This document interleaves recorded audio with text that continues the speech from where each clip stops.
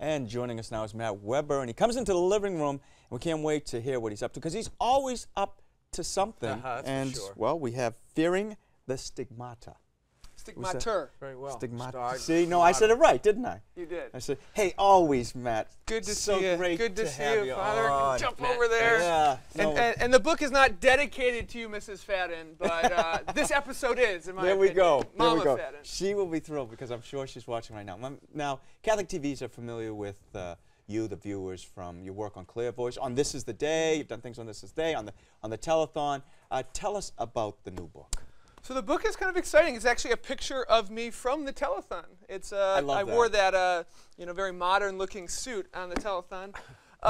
So pretty much this is the day. My segments, My Word with Webers, have been airing for about 2 years. Wow. And some publishers out in Chicago contacted me. Loyola Press, great people to publish a book with.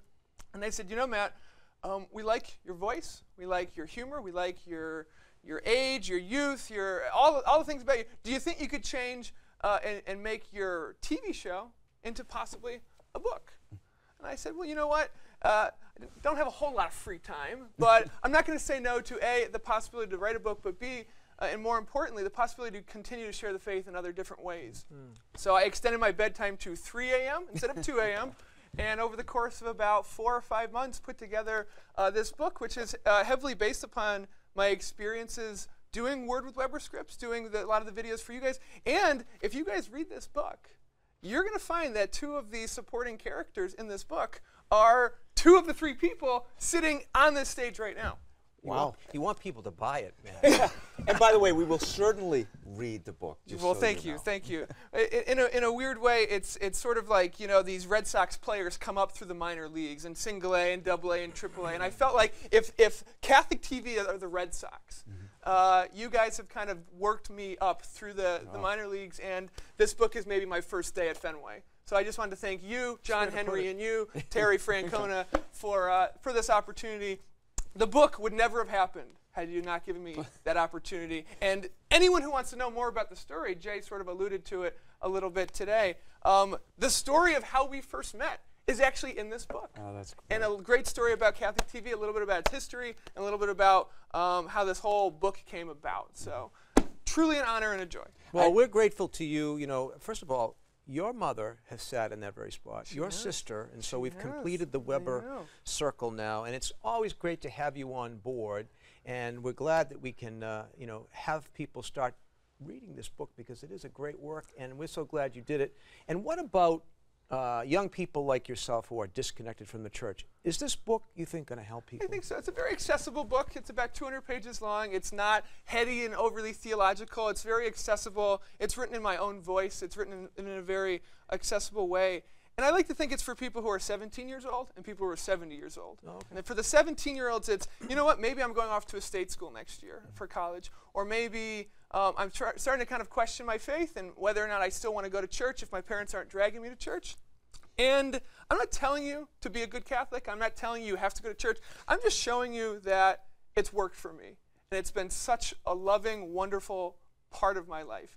And that if it's worked for me, it may work for you. And then for maybe the 70-year-olds, it's like, hey, what is the pulse of being a young Catholic these days? I'm 28 years old. How is it in this very secularized world to carry your faith with you and have people sort of misunderstand it and question you and be like, you know, being Catholic's not the sexiest thing right now. And I guess, you know, with this, obviously this picture, I'm trying to make it sexy again. You know what? First of all, congratulations. We have to tell everyone, you are engaged. I am engaged. First of all, so you are engaged to be married. Speaking of sexy. Yes. Can that be on the air? Yes. Well, it is. She's an attractive woman. She's an attractive woman. I'm just joking. So June 22nd, we'll be thinking of you 2013. Yes. A lot of times when people write, they reflect a lot of when they're writing. What were some of the reflections you got thinking back and even thinking forward as you wrote the book?